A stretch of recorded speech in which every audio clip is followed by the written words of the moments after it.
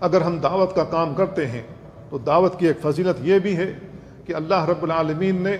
اسی کام کے کرنے کی وجہ سے ہمیں اور آپ کو کہا کہ تم بہترین امت ہو، کنتم خیر امت اخرجت للناس، تم بہترین امت ہو جو لوگوں کے لیے نکالے گئے، تأمرون بالمعروف و تنہون عن المنکر، بھلائیوں کا حکم دیتے ہو، برائیوں سے روکتے ہو، وتؤمنون باللہ، اللہ عز و جل پر ایمان رکھتے ہو، ولو آمن اہل الکتاب لکان خیر لہم، اگر اہل کتاب یہود و نصارہ ایمان لائے تو یہ ان کے لیے بہتر ہے، منہم المؤمنون، ان میں سے بعض لوگ ایمان والے ہیں، وَأَكْثَرُهُمُ الْفَاسِقُونَ، اکثر لوگ فاسق ہیں،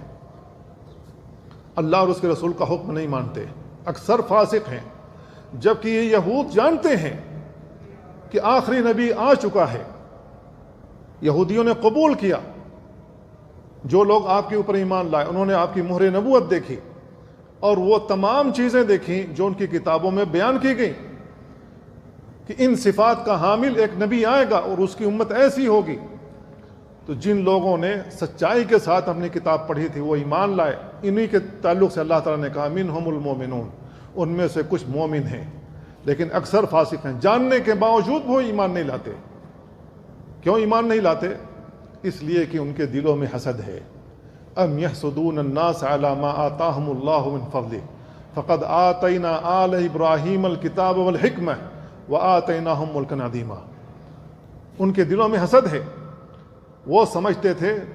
آخری نبی جو آنے والا ہے وہ ہم بنو اسرائیل میں سے ہوگا،